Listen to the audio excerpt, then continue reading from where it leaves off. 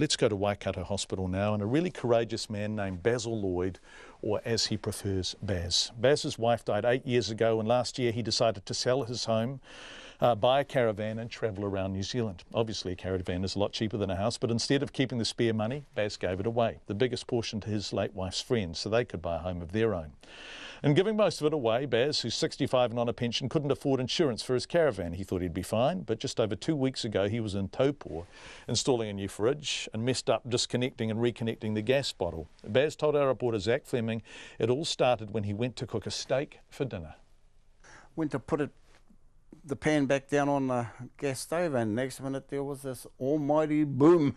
I could look over and see the bed was on fire and things like that. I was like, holy moly. I looked around and I've got to get out of here, you know. There was a lady in a camper right next door to me. She heard it all and she come out and all she could see was flame. And you were all right, like you were running around? I was still standing. Yeah. I was walking around. So we used three fire extinguishers and we still couldn't put the fire out. How big was it at this point? It was starting to blaze, you know, because the mattress had caught fire. I managed to, because the side of the motorhome had blown out, I managed to pull the mattress out of the motorhome, threw that on the ground, but the fire was still getting worse and we had no water. So I thought, oh man, I can't leave the motorhome sitting there burning because it was just going to burn. You know, these other motorhomes around me, and so you were worried it might blow up? Well, it might, yeah. I thought, I don't know what would happen, but it may have spread to these other motorhomes and other people and stuff like that. I don't, you know, so I thought, I've got to move it. So I went, and this other guy was around there and he saw me opening the door and he came up to me, he says, you can't move this, the whole blooming thing will blow up. I said, no, I've got to get it out of the way so no one else gets hurt, you know.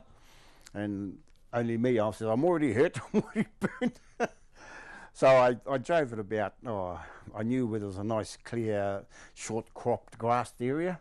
And I drove it around this little road, and about 100 metres, I suppose. And parked it up there, and I knew where there was a garden hose. And I went over there, and sure enough, this garden hose was sitting there. So I pulled it on, I because my shirt and that was on fire, and so I put me out. I was still on fire when I was inside driving. So you're probably still in quite a bit of shock, eh? Oh, most probably, yeah. But I just wanted to get out of harm's way, you know, out of other people's harm. But things are healing quite well, really. Even the nurses they said for the type of, the big burns I had, I've healed up quite well. And they've seen it all. Some people would say it's pretty courageous of you to get in that caravan when you're still burning and drive it away.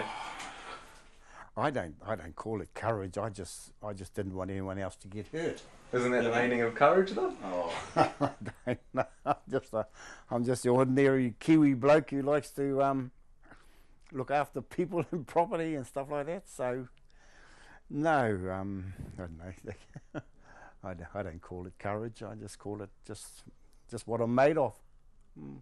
When you get out of here, hopefully at the end of the week, where are you going to go? I've got a friend down in Wanganui who's offered to put me up for 2 or 3 weeks, and then after that it's just a matter of trying to get my motorhome going, because I live in it permanently.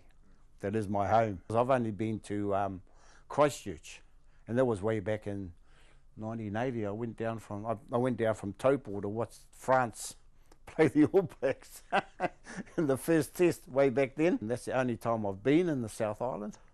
So I plan to go, that's my plan anyway, to go right round the South Island and have a good look. And what better to do it in than a motorhome?